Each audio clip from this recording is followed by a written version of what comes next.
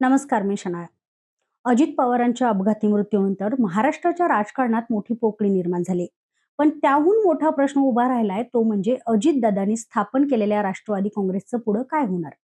कारण अजित पवार हे फक्त पक्षाचे नेते नव्हते, तर संपूर्ण पक्ष एका व्यक्तीभोवती उभा होता. निर्णय प्रक्रिया, आमदारांवरील पकड, प्रशासनातील प्रभाव आणि भाजप सोबतचं त्यांचं समीकरण, हे सगळं अजितदादांच्या व्यक्तिमत्वाभोवती फिरत होतं.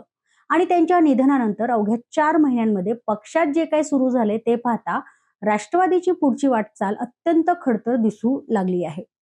वादाची खरी टिंगी पडली ती 29 एप्रिलला निवडणूक आयोगाला पाठवण्यात आलेल्या पत्रामुळं.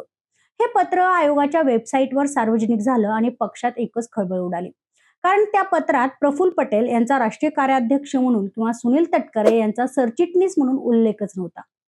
राजकारणात अशा गोष्टी योगायोगाने होत नाहीत. त्यामुळेच लगेच चर्चा सुरू झाली की पटेल आणि तटकरे यांना पक्षातनं बाजूला करण्याची प्रक्रिया सध्या सुरू झाली आहे का. आणि त्यावर अनेक लोकांनी तर्कवितर्क काढण्यास सुरुवात केली. यात आणखीन भर पडली ती दिल्लीतल्या पक्ष कार्यालयात प्रफुल्ल पटेल आणि तटकरे यांना प्रवेशबंदी करण्यात आलेल्या चर्चेमुळे. यानंतर पक्षाने स्पष्टीकरण दिलं की प्रशासकीय चूक झाली आणि लवकरच ती दुरुस्त करू असं सांगण्यात देखील आलं. पण राजकारणात जे दिसतं त्यापेक्षा न दिसणारं जास्त महत्वाचं असतं.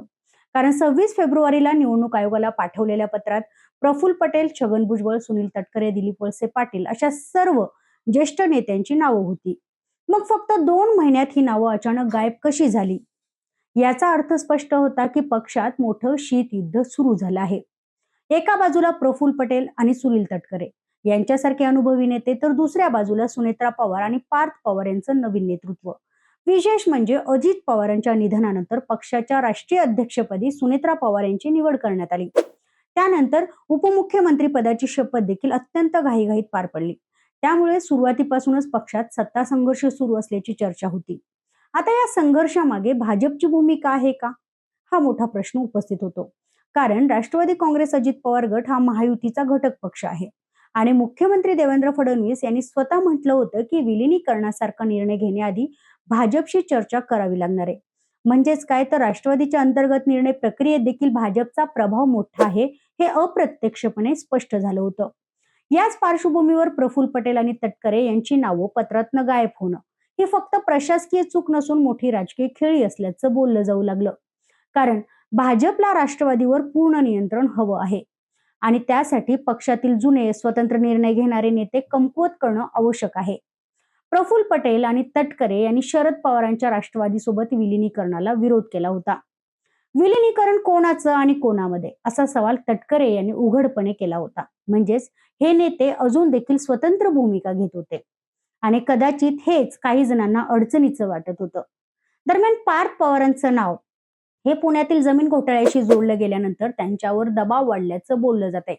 त्यामुळे पक्षाचा कारभारी आता भाजपच्या इशाऱ्यावर चालतोय का, असा संशय व्यक्त केला जातोय.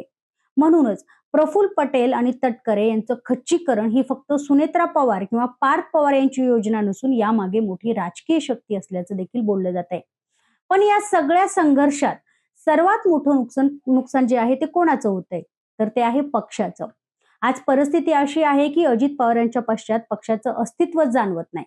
कार्यकर्ते गोंधळलेत, आमदार अस्वस्थ झालेत, निर्णय कोण घेते, पक्षाची दिशा काय आहे, पुढचं नेतृत्व कोणाकडे आहे, याचं स्पष्ट उत्तर अजून देखील कोणाकडे नाही. सुनेत्रा पवार आणि पार्थ पवार यांची प्रशासनावर किंवा पक्षावर अजून तितकी मजबूत पकड तयार झालेली दिसत नाही. त्यामुळे सत्तेत असून देखील पक्षाची राजकीय ताकद कमी होत चालली आहे. अनेक आमदारांमध्ये अस्वस्थता आहे. अर्थ खात्यासारखी महत्वाची खाती पुन्हा मिळतील का, पक्षाचं भवितव्य सुरक्षित आहे का, हे प्रश्न त्यांना सतावत आहेत. त्यातच विलिनीकरणाच्या मुद्द्यावर देखील पक्षात एकमत नाही. एक गट भाजप सोबत राहण्याच्या बाजूने आहे, तर दुसरा गट हा शरद पवारांच्या राष्ट्रवादीत जाण्याचा विचार करतोय. ही परिस्थिती अशीच राहिली तर पक्षात मोठी फूट पडण्याची शक्यता देखील नाकारता येणार नाही. कारण कोणताही पक्ष हा सत्तेवर टिकत नाही, तो नेतृत्व, विचार आणि संघटन शक्तीवर टिकतो. आणि सध्या राष्ट्रवादी काँग्रेस आणि अजित पवार गटात या तिन्ही गोष्टी कमकुवत असतात अशा पाहायलाच मिळत आहेत. कारण भाजपचं धोरण देखील प्रादेशिक पक्षांना हळूहळू संपून स्वतःची ताकद वाढवण्याचं राहिलं आहे. शिवसेना, अकाली दल, अनेक छोट्या पक्षांचं उदाहरण देशाने सध्या पाहिलंय. त्यामुळे पश्चिम महाराष्ट्रात आणि सहकार क्षेत्रात स्वतःचं बळ वाढवल्यानंतर भाजपला देखील राष्ट्रवादीची गरज पूर्वीसारखी अजिबात राहिलेली नाही आणि म्हणूनच आजचा सर्वात मोठा प्रश्न असा आहे की अजित पवारांनंतर राष्ट्रवादी काँग्रेस खरंच टिकणार का? की हा पक्ष फक्त सत्तेसाठी एकत्र राहिलेला गट बनून राहणार? पुढच्या काही महिन्यांमध्ये प्रफुल्ल पटेल तटकरे आणि इतर ज्येष्ठ नेत्यांची भूमिका काय राहते? भाजप किती हस्तक्षेप करतो आणि सुनेत्रा पवार नेतृत्व सिद्ध करू शकतात का? यावरच या पक्षाचं भवितव्य ठरणार आहे.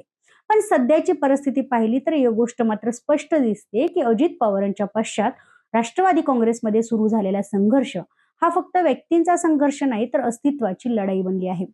तुम्हाला काय वाटतं? राष्ट्रवादी अजित पवार गटाचं भवितव्य पुढे काय असेल? कमेंट करून मला नक्की सांगा आणि हा व्हिडिओ आवडल्यास लाईक करा, शेअर करा आणि सबस्क्राईब करायला विसरू